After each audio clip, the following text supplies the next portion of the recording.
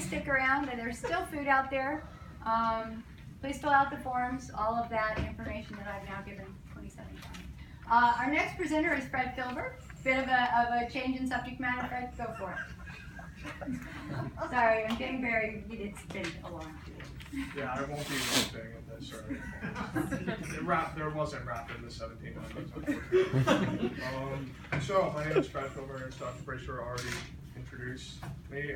And today I'll be talking about ideology, and specifically ideology in the 1790s in America. And my presentation is titled Ideology, 5 Conflicts That Personified First Party Differences. So let me just introduce, give you a picture about America in the 1790s, or at least at 1790. America is just off of coming out of a revolutionary. They beat the British in the Revolutionary War. They're 7 years removed from that. And not everything is all right with this new nation. The economy is in bad shape as a result of the war. With any war costs money. And they had a little bit of trouble with their with the Articles of Confederation, basically the free Constitution. That's what I call it. So in 1789, when the Constitution was ratified, at that point, there was still nothing was guaranteed for this new nation. They were not in the best shape, and there were two very different ideas as to how the country should go forward. And these two ideas are I'll go through the two parties that had very different ideas. So as I mentioned, I go over ideology in this presentation, but let me first define ideology. And ideology is defined as the body of doctrine, myth, belief, etc. that guides an individual, social movement, institution, class, or large group. And in order to understand contentious 1790s America, it's imperative to understand first party ideology. I should have went over this earlier, but the first party is made up of two parties, the Federalists and the Jeffersonians. I'll go into them in the next slide, just so you know. And in this presentation and the paper, I argue that ideology was the primary factor influencing the actors of party leadership and the media in the 1790s. There are 5 events across the decade that prove this: the Whiskey Rebellion, the French Revolution, the Jay's Treaty, the XYZ Affair, and the Alien and Sedition Acts. Unfortunately for all of you, you won't be able to hear all of my great knowledge. I'm only going to be able to go over the French Revolution. So yeah. Let's get into the Federalist Party leaders. Alexander Hamilton, John Adams, and John Jay. That is not the Hamilton. He looks a lot different from the Broadway version. This is the original one. So that's the first party, Federalist Party. And then here is the Jeffersonian Party. The other side of the equation, these are the main leaders. Thomas Jefferson, James Madison, and James Monroe. And these two parties make up the first party system in the United States history. So I mentioned media in my thesis, and so here are 2 media examples: the Gazette of the United States and National Gazette. As I mentioned, in 1790, America was not doing so well, or at least its future was uncertain. And one way for these parties to at least gain support for their ideals and the way they wanted to, basically their plan that they wanted to for America going forward. One way they could try to convince the American people was through the media, and the first party which did this was the Federalist Party and the Gazette of the United States. John Fenno created it in 1789, and that was kind of their way of trying to convince the American people that the Federalist way was the best. And 2 years later, the Jeffersonians, Philip Freneau, created the National Gazette, and that was this was the beginning of a media war. So as you see, there's the top, the political leadership, and then there's the bottom, the media under them, and this is essentially the beginning of party politics. So, as I mentioned ideology a couple times already, but let's go into each party's ideology. So for the Federalists, at least, they wanted a strong central government. And what everything in a strong central government resembled: order, stability, and there's nothing else. But they wanted clear power over the states, essentially. Naturally, you can see why this is a problem for the Jeffersonians and other American people, because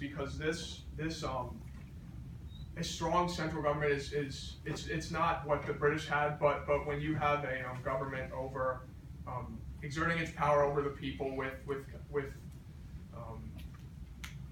if you have a government exerting its power over the people like that tends to scare people, and it definitely scared the Jeffersonian Party and those under them.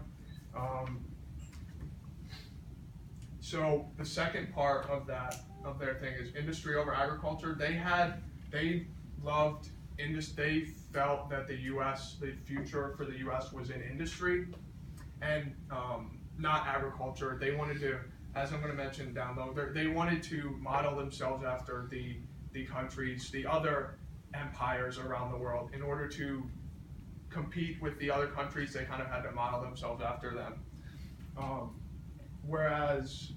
So naturally they are more in line with Britain when they're going to make trade deals or from a foreign policy perspective.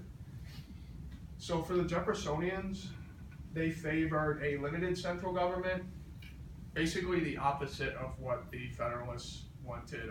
It was less unified, more stratified, if that's the correct word, and obviously this is the opposite of exactly what the Federalists wanted.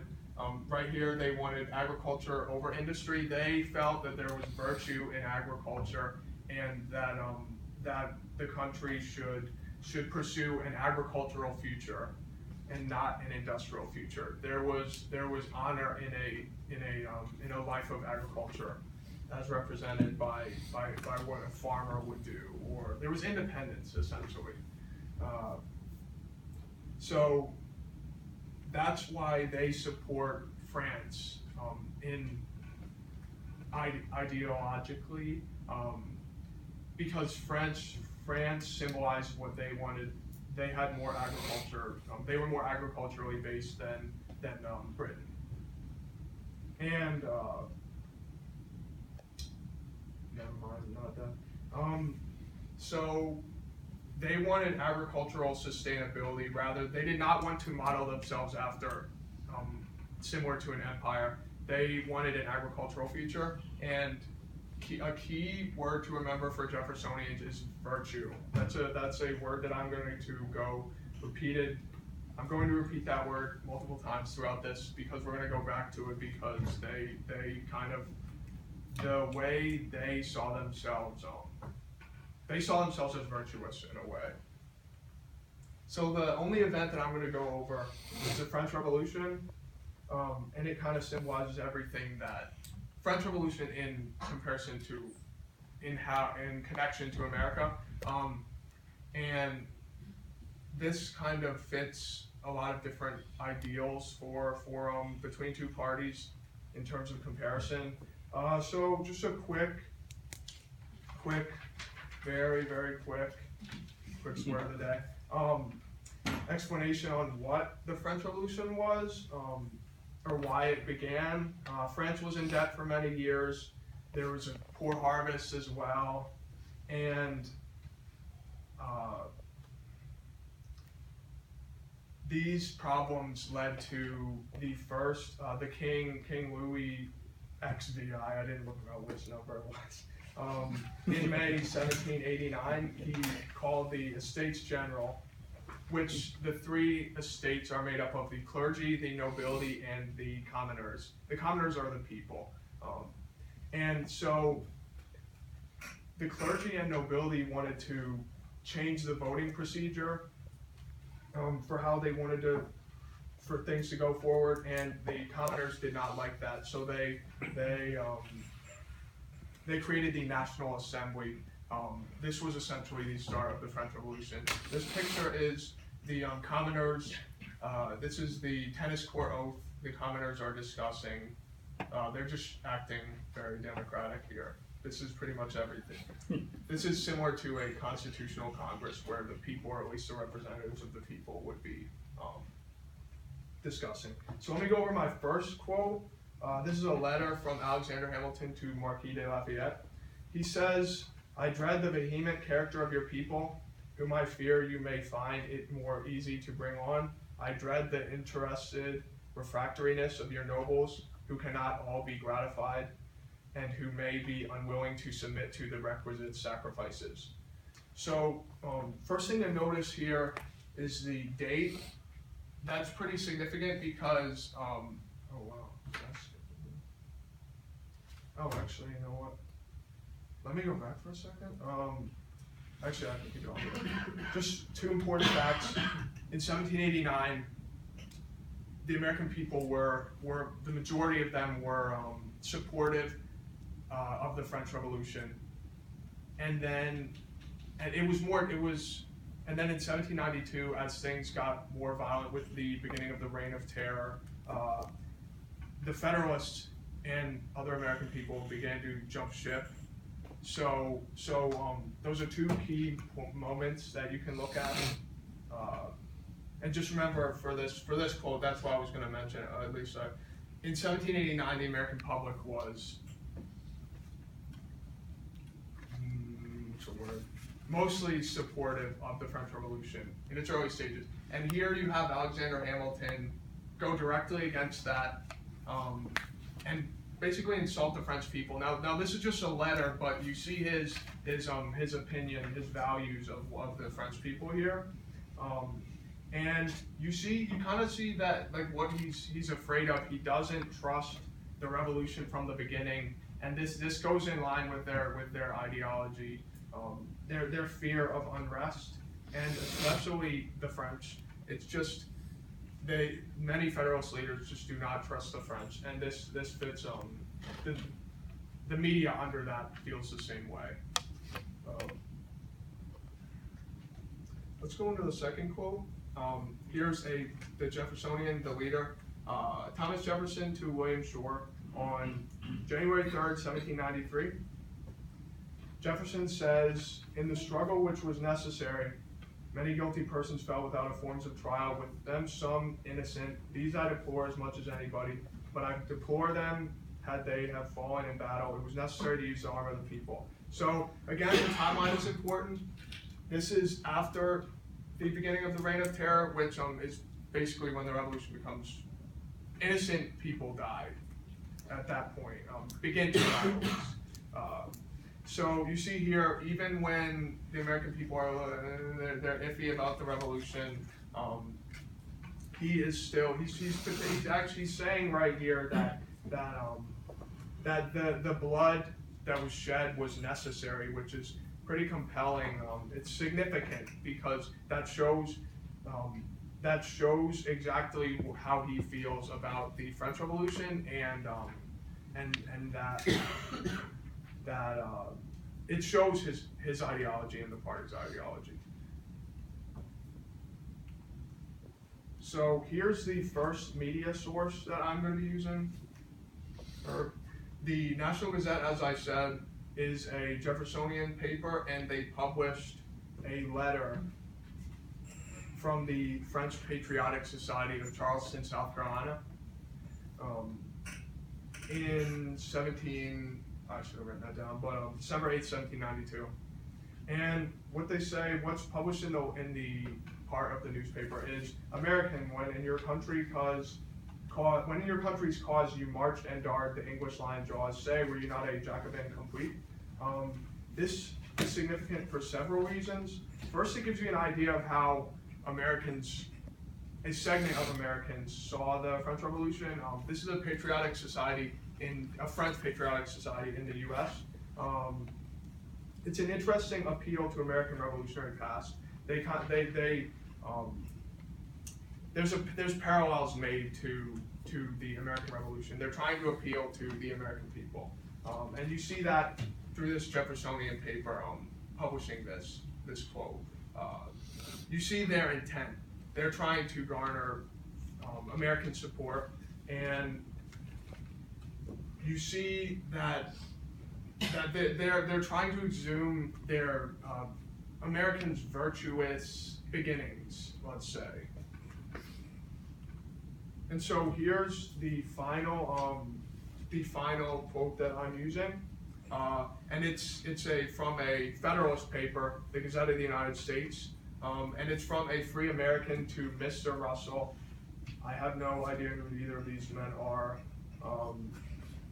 and it was written on August 21st, 1793. A free American writes that even here they seem to prescribe with as much facility and expedition as they do in Paris, and may perhaps sentence and execute our citizens with as much celerity as they have done in France. So if you compare this source with the last one, you see how Jefferson and Federalist Papers contrast each other. One is encouraging revolutionary spirit, and the other is admonishing it. And you can see, as I mentioned at the beginning of party politics, these media sources are conflicting against each other, and this is practically saying that the revolution could potentially spill on American soil. So obviously, it's a very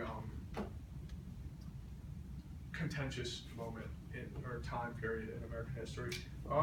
So let me conclude by saying that ideology matters, and it was a defining factor among both members of each party and the media, which had a hand in reporting the events. I'm not dismissing other factors, cultural, economic factors, but rather privileging that ideology is the primary factor through which these actors made their decisions. And the reason I have these two animals up here is that you can see through studying these events and those involved that from this you can gain a greater understanding of party politics today. Republicans remain guided by their ideology as well as the Democrats. International and domestic events are highly politicized. Ideology continues even today to play a key role in that. And let me just 1 second go over my sources. So I got my sources, the primary sources, all of these. The 2 letters that I got were from founders.gov.archives.gov. I'm not going to recite the URL. And the letters I got were from Chronicling America. And so those 2 primary sources were pretty much gave me a treasure trove of information. I was nerding out with the information I found. And these were a couple of the secondary sources: Empire of Liberty, Gordon S. Wood, Age of Federalism, Transatlantic Radicals, and the Early American Republic. And so yeah, these are just, I found basically the information for the summaries of the events with the secondary and kind of contextualizing the events with the secondary and primary, but that's pretty much it.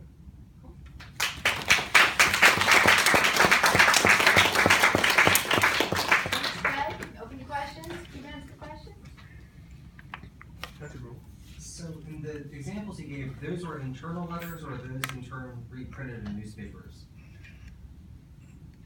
They were not. I do not believe they were reprinted in newspapers. They were personal letters among the two people writing the letter.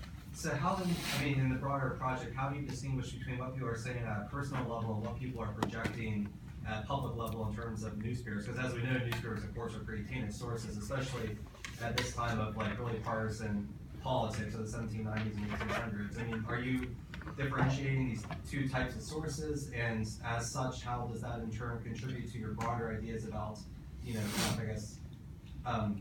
ideological underpinnings as to what they're purporting? Is it different at the private level as opposed to the public level?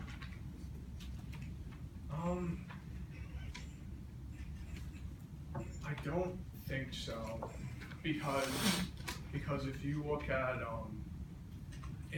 I talk about the secondary sources, you can see through kind of the laws that they passed, through a couple of the events, actually you can see them. the Jay's Treaty. It's a treaty between Britain and America that kind of helped make economic, basically the beginning of an economic alliance. And you see those that are at the forefront of it are John Jay, his name's on the treaty, and the other Federalist leaders. At that point in time, I forget which Jeffersonian leader was in France. This is in my paper, but I am forgetting it. But I think it was in Britain. John Jay was laboring for an alliance between the two, and either James Monroe or James Madison were doing the exact opposite and more like laboring for French support. And for another example, the Alien and Sedition Acts, those are directly, you can see through the, John Adams he was president at the time with those specific acts. So it's obvious if you look into it, I'm not asking you to look into it, but it's obvious that through the laws that they passed and the things in the Alien and Sedition Act that you can see their opinions and how they feel about these specific people or events. I didn't answer that as well as I could have. Yeah, thank you very much. Okay. At what point do you see these sort of party lines start to develop? Because obviously all these individuals were patriots during the Revolution. Do they have origins pre-Revolution? Do they have origins pre-Constitution? Or are they sort of focused on these giant sort of fissure points like the French Revolution and the Alien and Sedition Acts? Could you tell me the first part of your question? I'm sorry. Do you see these party lines sort of developing before the Revolution? Yes, because at least for the Federalists, because I didn't have enough time to go over it, but the Federalists gained their strength before the Constitution was ratified after the Articles of Confederation were a failure. The Federalists they were the ones pining for a constitution, and the Anti-Federalists were those who did not want something like the Constitution, like a unified government, a powerful federal government. And after the Anti-Federalists lost because the Constitution was ratified, several Anti-Federalists joined the Jeffersonian Party. So yeah, you can see with that, in that example at least. And just to follow up, sort of what factors do you think sort of caused these individuals to join these camps? What particular factors? Are you talking about just the leaders of each? Yeah, I mean, are they socioeconomic, are they geographic, are they religious? Well, kind of what I got from it,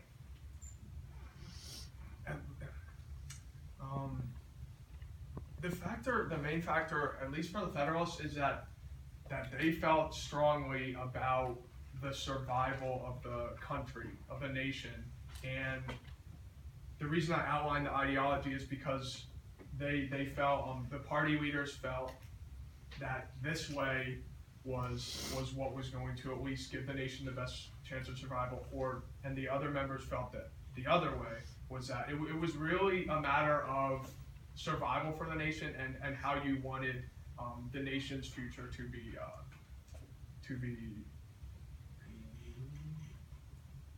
carried out, I guess. We have one more question. Sorry, time for one more question, Dr. Baker. Thanks, Fred. I have a quick, I guess it's just a quick question. Sorry. So how does, so in terms of the French Revolution, reaction to the French Revolution, how is this ideological? I mean, is this, so you seem to suggest in that first letter that,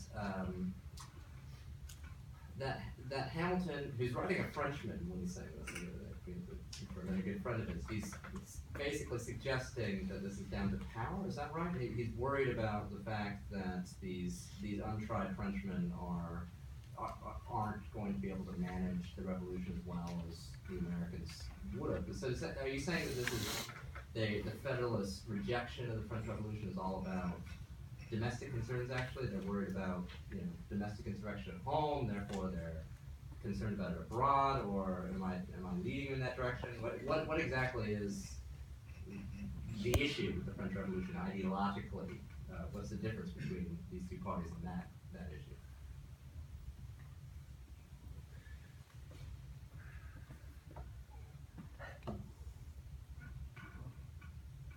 I had an answer recited. And then like the last sentence that you said, like just. What does France represent to these two parties? Okay. For the Jeffersonians, France represents kind of maybe their bigger brother. America's I'll shoot that in my mouth. America's bigger brother. Everything that they want out of their own country is what they want, what they see France at least. France is undergoing a democratic cause.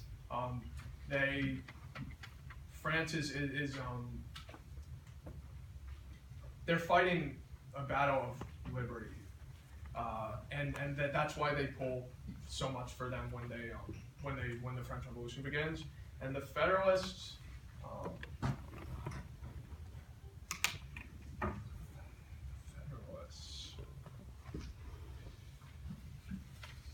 Could you just tell me the question again?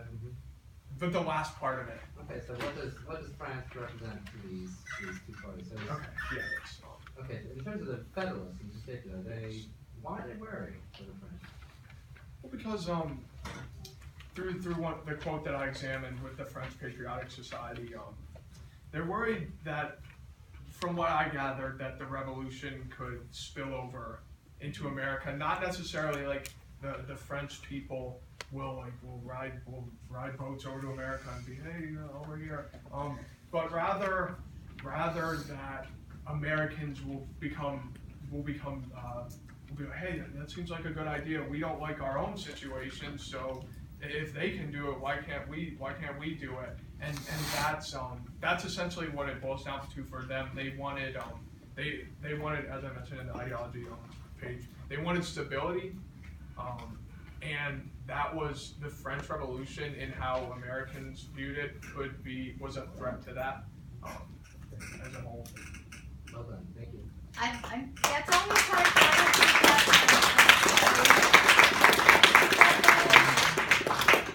Okay, to keep on schedule, which I've been on